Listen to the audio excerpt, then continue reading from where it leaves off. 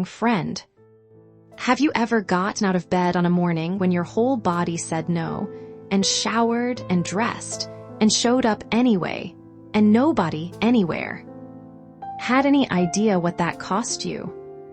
Have you ever finally answered the email you had been afraid of for 3 days, and sat back waiting to feel proud? And instead, a small cold voice inside said, that was nothing, everyone answers emails. Do you ever reach the end of a day you spent holding everything together, and feel almost embarrassed to be tired because when someone asks, so what did you do today? You cannot point to a single thing. If tonight feels like that, come a little closer because this episode was made for you. You are not needy. You are not childish for wanting someone to notice. And you are certainly not doing nothing. What you are doing is invisible. Invisible, completely real, but hidden from every eye. And invisible work has one painful rule: it gets no applause. Applause, that warm sound of many hands coming together, the sound of we see you, and we are glad. Nobody claps when you get out of bed.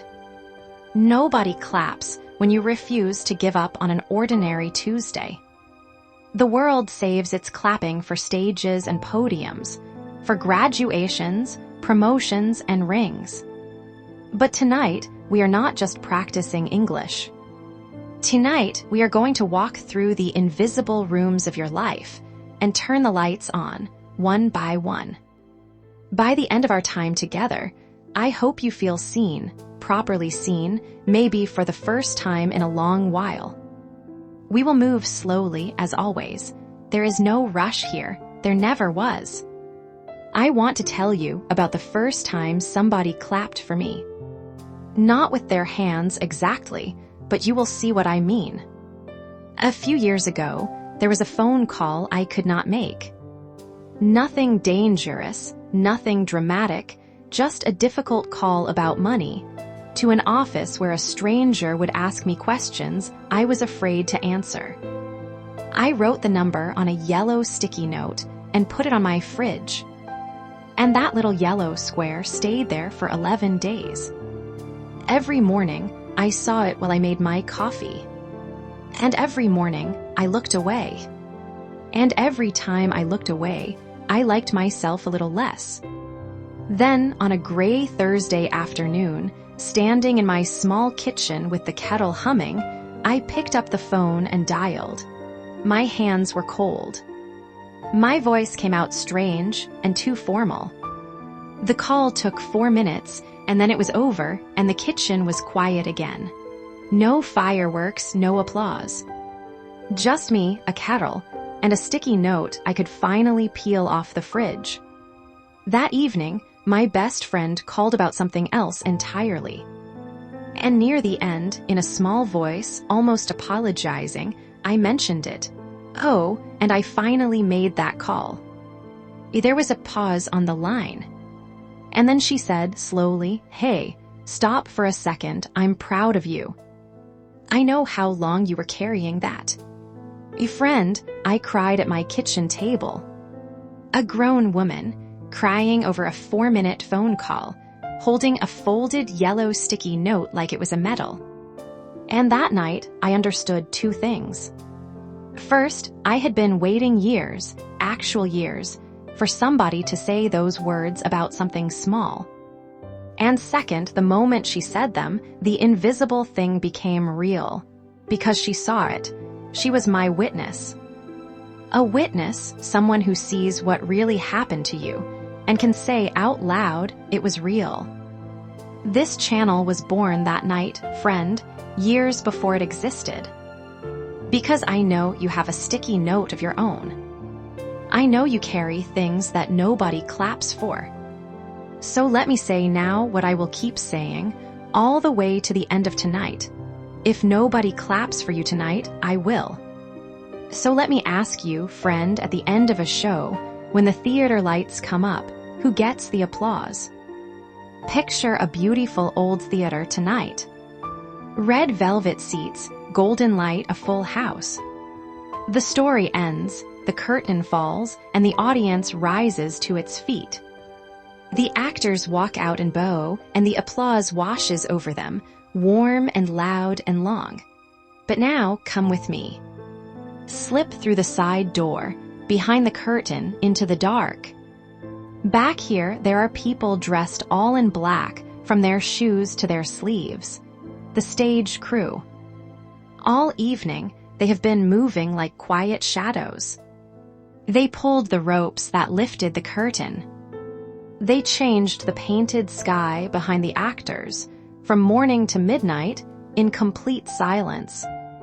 They carried a whole dinner table off the stage in the 10 dark seconds between scenes. And one of them stood in the wings with a small flashlight all night, so the actress would never trip in the dark. The whole show stood on their shoulders, and the light never once touched them. In fact, that is the rule of their work. They wear black so that nobody sees them. Their job is to be invisible on purpose, and they are so good at it that we forget they exist. Unseen is not the same as unimportant. Friend, so much of your life is stage crew work. Getting up when your body begs you not to. Making the bed, packing the lunch, being patient with someone who was not patient with you. Answering the message you were scared of. Holding your family's mood up with 2 tired hands. Nobody buys a ticket to watch any of that. The applause always seems to happen somewhere else, on some brighter stage, for someone else's louder life. But listen to me carefully. Without the crew, there is no show. The curtain does not rise. The painted sky never changes. The actress stands lost in the dark, calling for a light that never comes. The light shows the show, but the dark holds it up. And here is something gentle you should know about your brain, because your brain is part of this, and it is not its fault. Your brain was built long, long ago to notice whatever is big, loud, and new. Back then, the big new thing might be food, or it might be danger, so noticing it kept you alive. And the small, steady, quiet things, the daily holding, the patient repeating, your brain simply lets them pass. It does this with other people's small work. And it does it, friend, with yours. Your brain is not being cruel to you. It is an old guard dog, still watching the gate for something enormous. Nobody ever taught it that most of a real life is small, and that the small parts were the point. So tonight, we begin teaching it. Here is a small win for you, the first one tonight. Think of one thing you did today that nobody saw. Maybe you got up when it was hard. Maybe you stayed kind when you wanted to slam a door. Now name it in a whisper, the way a stagey hand might say it into the dark. That was me. I held the rope. And nobody will hear you say it. That is exactly the point. You will hear it. And backstage, friend, backstage is where the whole show is kept alive. Now let me ask you, what is actually holding your life together, friend? Somewhere in your city, there is a bridge. Maybe you crossed it today on a bus, looking at your phone, thinking about everything except the bridge. Thousands of people cross it every day. Cars, bicycles, tired workers walking home in the evening. Nobody slows down in the middle to check if it is safe. Everybody simply trusts it completely without a single thought. When a bridge is famous, people photograph the big things, the tall towers, the great cables, the elegant curve you can see from far away. But ask an engineer what keeps a bridge standing, and you will hear a much quieter answer. A bridge stands because of its smallest parts. Thousands upon thousands of screws, bolts, and rivets, little pieces of steel, each one holding 2 other pieces together. Each one doing a single, humble job hold. Just hold. No screw is famous, friend. No screw has ever been photographed for a postcard. There is no statue anywhere in the world of a bolt. And yet, remove enough of them, and the proud towers and shining cables mean nothing. The whole bridge comes down. Nobody thanks a screw, but everybody trusts the bridge.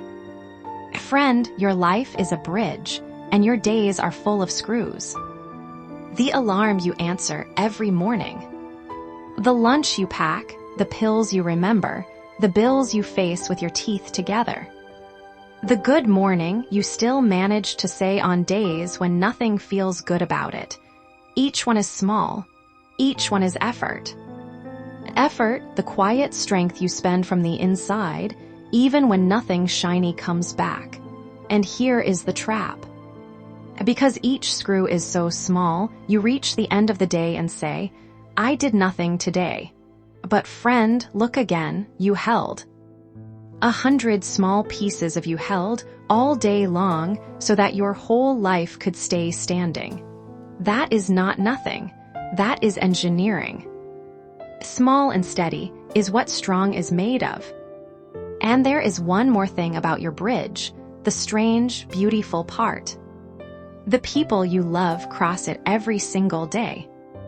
Your family, your friends, the people at work, they walk across your holding without ever looking down. They trust your steadiness, the way you trust the ground. Maybe that stings a little, and I understand. But hear the other side of it. Your invisible work is so reliable that it has become the ground. Only the strongest things in this world get taken for granted, friend. Nobody doubts them enough to look. So here is a small win for you. Stay right where you are, warm in your bed. And think of one small thing you keep doing, every day or almost every day. That quietly holds your life together. Making the bed, feeding the cat, answering your mother's messages. Now say to yourself, slowly, like an engineer signing a report, that is a screw in my bridge, and it is holding. One sentence, friend, that is all.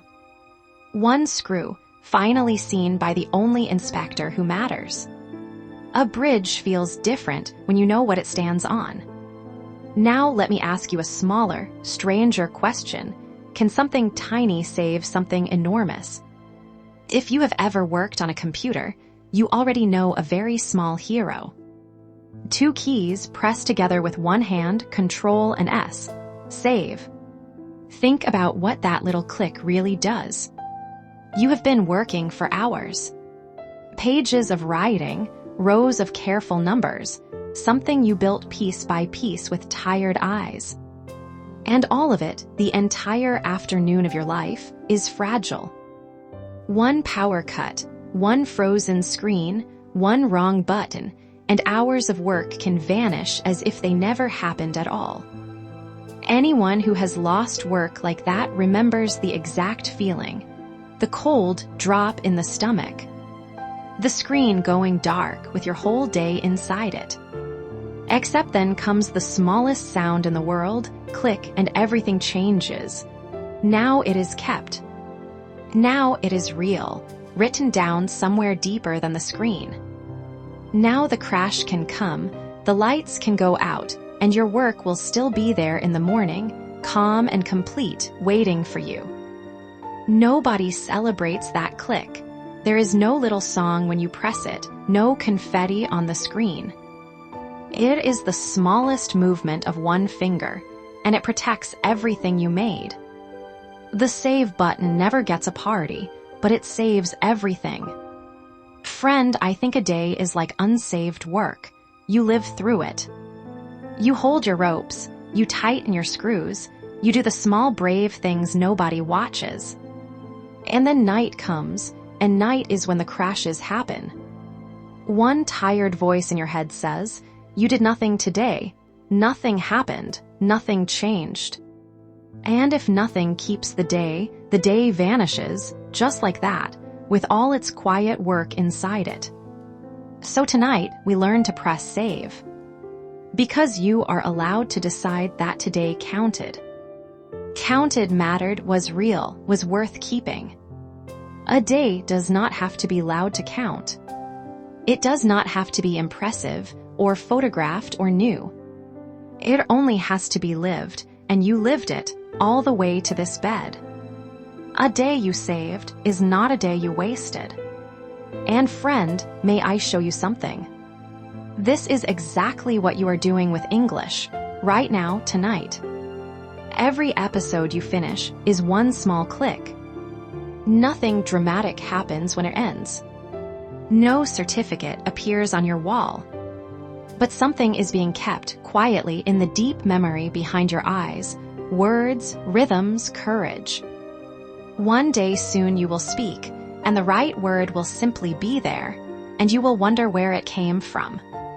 It came from 100 small saves that nobody clapped for.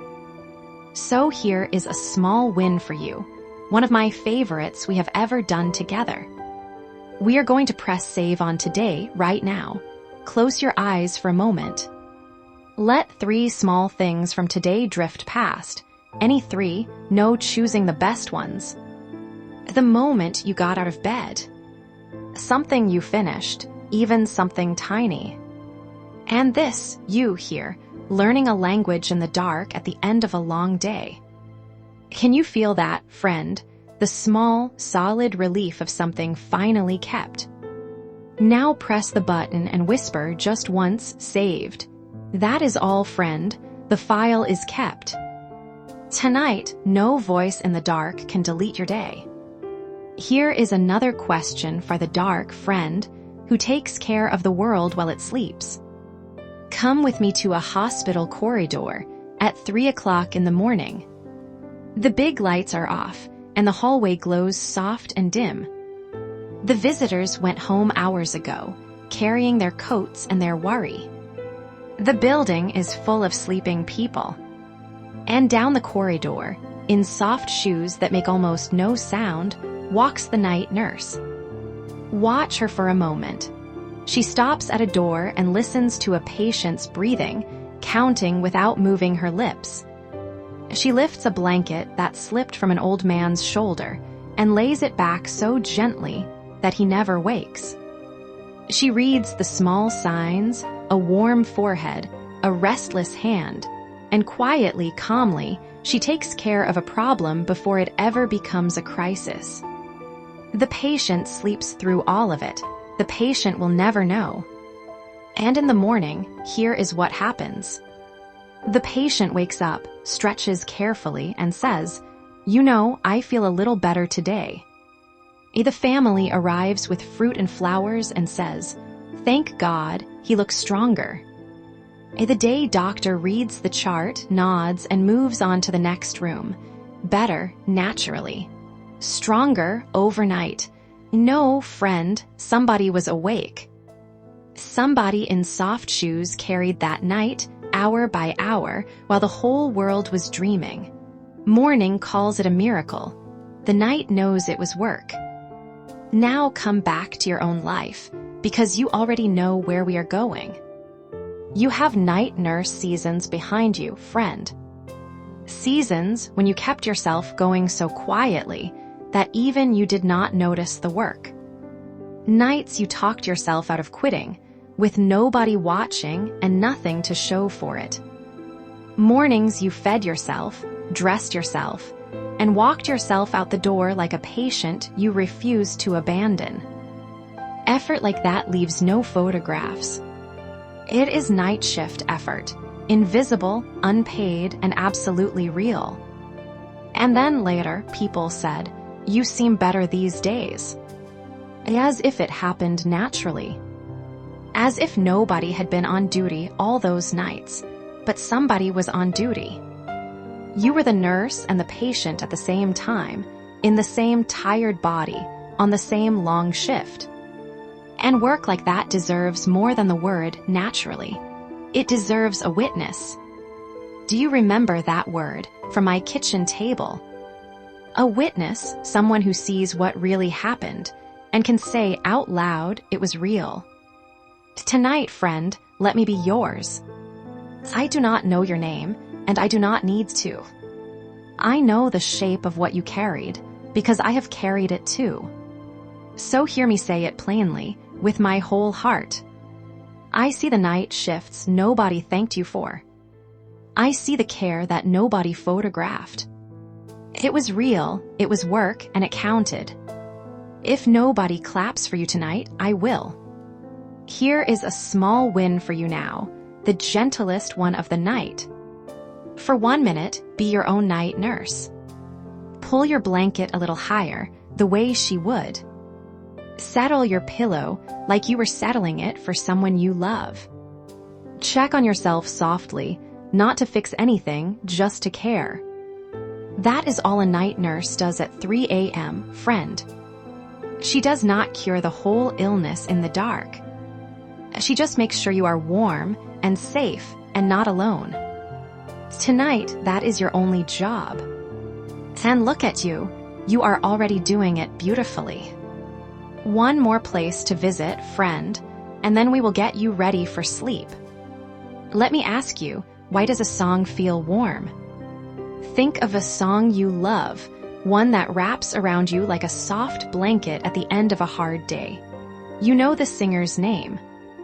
You would recognize that famous voice anywhere in the world. But tonight, listen underneath the famous voice. Quietly, behind the melody, do you hear them? 2, 3, maybe 4 other voices, singing softly in the shadows of the song. The backup singers. They stand a few steps behind the star, just outside the circle of light.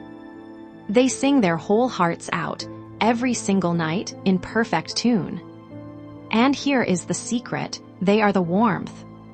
Take them away, and the very same song suddenly sounds thin, and cold, and strangely alone. The star's voice tells you the story. But the backup voices are the ones saying, underneath it all, it's okay. You are not alone in this song. Almost nobody knows their names. When the concert ends and the crowd roars, the roar rushes past them and lands somewhere else. And still they come back, night after night, and pour everything they have into a sound that will be called someone else's. A song is carried by voices nobody names. Friend, I think you already know why I brought you here.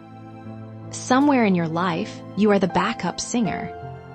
At work, where your quiet fixes make someone else's project shine. At home, where dinner appears and clean clothes appear, and everyone's day stays in tune because of you. In your friendships, where you are the one who remembers, who checks in, who keeps the whole group's song warm. Nobody is roaring your name. But you are the reason the music does not fall apart. You don't need the spotlight to be part of the music. Now, before our small win, I have to tell you something important. The thing this whole episode has been walking toward. Being a backup singer for the people you love is beautiful. But being a backup singer in your own life is not. In your own life, friend, you are allowed to step up to the microphone. You are allowed to hear your own voice, clearly at last. You are allowed to look at your own effort, the ropes, the screws, the night shifts, and call it by its true name and be proud of it. Without waiting for the crowd to learn who you are. Because here is the truth about applause, friend. If you wait for the world to clap at the right moment, you will wait a very long time. The world is busy watching the big stage. So the first pair of hands has to be yours. Here is your small win, the one this channel was named for. Bring your hands together, gently once. One small, quiet clap in the dark for yourself. I know it feels strange. Do it anyway, and if your arms are too tired tonight, then simply place one palm over your heart instead. And whisper the 2 words this whole channel is built on. That counted. 1 clap, 2 words. Nobody heard it, and it still happened, and it is still true. That is the whole secret of small wins, friend. They do not need an audience to be real. We are almost at the end, friend. Let's walk back slowly through everything we found tonight. We stood behind the curtain with the stage crew in black, and we learned that the light shows the show, but the dark holds it up. We crossed the bridge that stands on 1,000 nameless screws, and we finally understood our own quiet effort. The holding that everyone trusts and nobody sees. We pressed the save button on an ordinary day, and we kept it so that no midnight voice can crash it and tell us it never happened. We walked the soft corridor with the night nurse, and we told the truth at last. It was never naturally. Somebody was on duty. It was you. And we stood just outside the spotlight with the backup singers. And we gave ourselves one small clap. The first applause some of our invisible wins have ever received. If you remember only one thing from tonight, friend, let it be this. Your invisible work is real, and it counts, and it has a witness now. If nobody claps for you tonight, I will. Now, one last thing, the most important small win of all. On our very first night together, I told you about a notebook. The notebook of small wins, one line a night, one small true thing you did today. Tonight, you finally know what that notebook really is. It is not a diary, friend. It is applause made of paper. It is a witness that never sleeps, never forgets, and never says that was nothing. So if you have your notebook, tonight's line is already written. I wrote it for you. Nobody clapped today. I kept going anyway. It counted. And if you do not have a notebook yet, tomorrow is a beautiful day to find one. Any notebook, one line a night. That is the whole ritual, and line by line, it will teach you to clap for yourself. I am so proud of you tonight. For listening to a whole episode in another language at the end of a long day. For clapping, even quietly, even shyly for yourself. For every rope you held this year that nobody ever saw. If this episode felt like someone finally noticing you, a like or a subscribe would mean a lot. It keeps this little corner of the internet warm for the next invisible hero who wanders in at midnight. But that is for tomorrow. For now, put the phone down. Let your shoulders drop one more time. Breathe in slowly and out. The curtain is down now. The bridge is holding. The day is saved. The night nurse is on duty, and tonight, someone else is watching over you so you can rest. You can close your eyes now. Good night, friend. I'll be clapping softly until you fall asleep.